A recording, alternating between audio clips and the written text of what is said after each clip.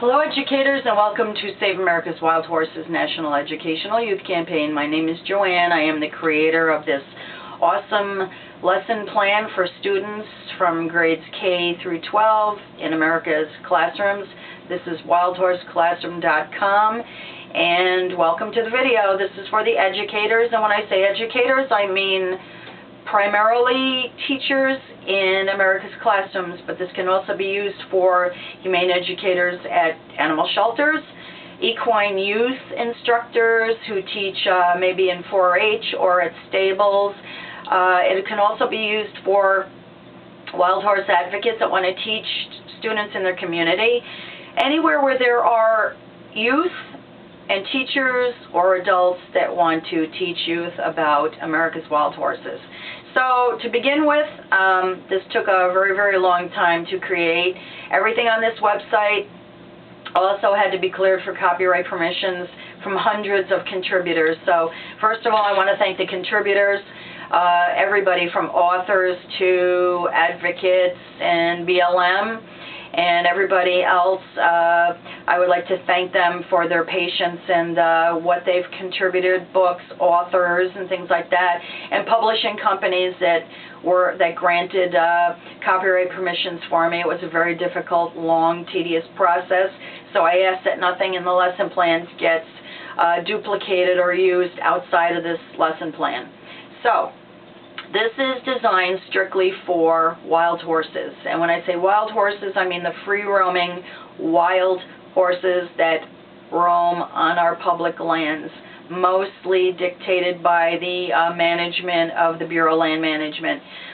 There's pockets where they're also managed by the National Park Service or the United States Fish and Wildlife Service and United States Forest Service, and then there's other areas on the East Coast that they're privately managed. But those are the horses that we're focusing on here. So, for the first page of this website, we've got the two videos. You've got your educator's video that you're watching right now. Then there's one for the students. There's also a very important PowerPoint presentation for your teachers to use to guide yourself through the topic, and it completely aligns itself with all the national teaching standards, which is, it's a big relief for you because it's already written in there. So it works for social studies and science and geography and history and mathematics and data probability and visual arts, language arts, and everything else. Because your students are going to be learning a lot about the topic, but at the same time they're going to be learning all the facets of evolution and the Spanish explorers and different revolts and wars and things like that, the Native American Indian tribes and how they used the horse. And then the horse used in society with the cavalry, with the war horses and Pony Express and the Homestead Act and everything else. The horse did everything for people back then, our forefathers. So they deserve some dignity, respect, and some more airtime with the masses, and that's why I wrote this, because it's a very controversial subject, very political, and these horses are horses. We need to remember that they are horses. They have feelings, and they've worked hard to build their families, and they're just trying to enjoy some peace and quiet where they are. They don't deserve to be rounded up all the time and torn from their families and sent to slaughter. A lot of them do get sent to slaughter. So anyway, what we go through next is your third page, which is, let's go back to the About Us, which is really about me. That's the second page. That's all about the campaign, why it was written. And then we move on to the third page where all your valuable PDFs are. Those are your guided lesson plans. You've got a master document that is designed just for the educators. Tells you all about the current state of affairs with the horses. There's a BLM glossary in there so that you understand terms. And there's all different kinds of things for the teacher. Resources, books, magazines, articles, videos, websites, and things that you can go to so that you can find out more about the topic. And then we move on to the grade K, which is all age appropriate, which is really important. I am a humane educator. I know that What's appropriate in a grade K is not going to be appropriate in a grade 9 through 12, or the other way around. So we've got grades 1 through 3, 4 through 8, 9 through 12. You open it up, download it, and take a look at it. Everything is in there for you. The guided lesson plan, how to introduce the topic into your classroom, how to find out if your students are confused, and you've got your videos, you've got still photography, you've got different websites under each module, so you can stop and explore the topic a little bit more. And then it's really, really great because your lesson options, which are your homework or assignments, are already in there, so you don't have to come up with all of that. It's already written for you. There's anywhere between 10 to 15 lesson options in each PDF for each grade level. And then also there are 32 downloadable sheets. And these are really, really cool because all you got to do is click, download, print, and copy for your students. Everything from why should we study about the wild horses, and the Mustangs and their basic needs. We've got Mustangs are way cool. We have the Spanish explorers come back to their homeland with the horses back in the 1500s. What is a medicine hat horse? Where to see wild horses? The horses in society everywhere, on the battlefield, working, plowing the fields, bringing people out during the Homestead Act, and all kinds of stuff like that. The 12 major components of studying America's wild horses. The Native Americans and the wild horse. Where to see wild horses. Where do they roam?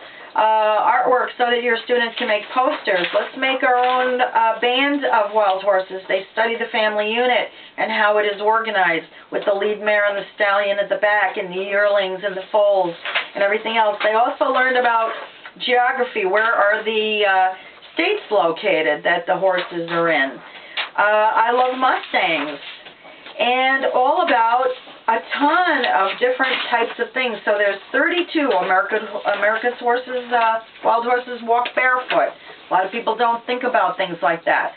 So what I want to do is just really quickly say Mustangs are way cool. This is also a way to get into the inner cities and reach students who might be troubled, at risk. Equine therapy and studying about horses in the classroom is totally different than studying about something that might be really, really boring. This topic is usually very exciting. I've seen a lot of students react to being around horses where I work at an animal sanctuary.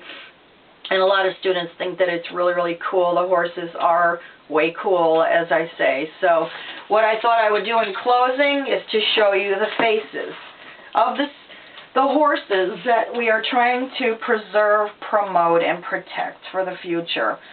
Because I'm afraid that a lot of your students, as they're growing up, this world is changing very, very quickly, and our resources are getting depleted, and there's so much exploration out on these public lands, and there's a lot of things that are going on that are a little disturbing. We've got hydrofracking, we've got oil and gas exploration, we've got human encroachment, a lot of corruption and things like that. BLM is trying to do the best that they can, but they're trying to please an audience of thousands of different people that have different interests. And, you know, they're disappearing at such an alarming rate. Now there's almost 50,000 in holding facilities. So we've got more horses in holding facilities than we do out roaming on the public lands. And this is really for the future of these horses and your students. Your students hold the key to the future because you don't know it and they don't know it yet, but in your classrooms it's a future documentary filmmaker or an artist or a journalist or an author or somebody who's going to do something really important for these horses. You never know, you may have your BLM deputy director, maybe another 10 or 15 years from now, but your deputy director sitting right there in the third row, or a wild horse and burro specialist. But your students need the tools to make intelligent, rational, humane, compassionate decisions on behalf of these horses. They need to be managed. They need to be managed by a whole new generation who can come up with innovative ideas. And there's a lot of things in your PDF lesson plans. At the end of your PDF lesson plans, there's a whole section on suggestions and comments and ideas and different types of projects that your students can get involved with. Now, there's also a feedback form that you can email me. You can also contact me, let me know what you're working on in your communities. It doesn't matter if you're all the way up into Maine or in California or down in Florida. I want this to reach all 50 states. I want it to get into the hands of teachers, with teachers associations and equine therapy groups and everybody. So please spread the word if you're an educator. Let one of your colleagues know that this is here and it's available for you. It's about time, because we need to address this and we need to get to your students and get to you, the educators. So once again, my name is Joanne Cronan-Hamoy. The name of this campaign is Save America's Wild Horse.